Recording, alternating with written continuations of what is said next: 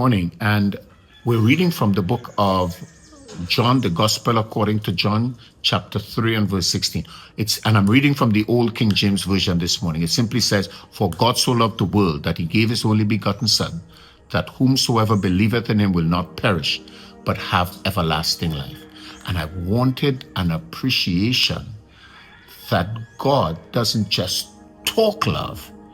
He is willing to put his body, he's willing to make inordinate amounts of sacrifices to prove his love for us. So when God says he loves us, he's willing to put his own Son on the line, put his own Son to replace us in death, just to say, "I love you." And when the Bible says, "For God so loved the world," I wanted to emphasize the word "so." It's talking about the extent to which his love is willing to go. He's willing to traverse any ocean. He's willing to stop storms, change the course of history, because he loves us. He's willing to take us into battle every time and see us win, because he loves us. But hear what? That love must rebound or redound to our response, because nobody wants to put love out there and there's absolutely no response. And I'm not saying now God requires something of you. Hold up.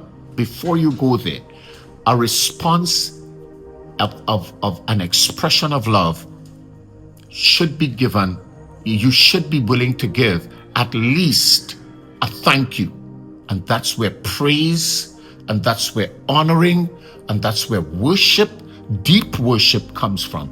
It's when we recognize the extent to which God would have loved us, and then we take that in context to our personal lives, because God would have saved my life several times, physically, morally. God would have caused so much, caused me to avert so much danger. God would have protected me. Just last night I was telling them of a situation where I stood in front of a guy with an ice pick trying to stab another guy, and I'm telling the guy, if you're going to do that to him, you're going to have to pass through me, and I am unarmed.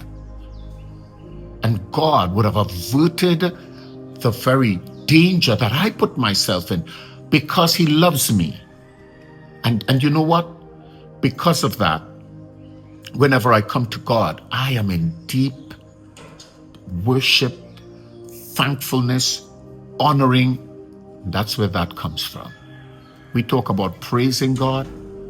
If you want to get somebody to really praise God, let them begin to recount what God would have done for them, how God would have caused them to escape danger, how God would have moved them out of the way, how God would have saved them oh Lord, have your good mercy. So when we talk about God's love, we should also be mentioning that God's love is supposed to evoke a response in us that allows us to express just how much that love means to us. This morning I encourage you, as you think about how much God's love would have been expressed to us, this morning, I want you to give God some praise. I want you to lift your hand wherever you are without care or concern, because this morning you're loved. You know, when you got engaged or married, when you had that ring and you were flapping it all over, because it was an expression of a commitment to love. Now God has given his Son. That's a commitment for life. Why not wave your hand? Thank God this morning. May God bless you.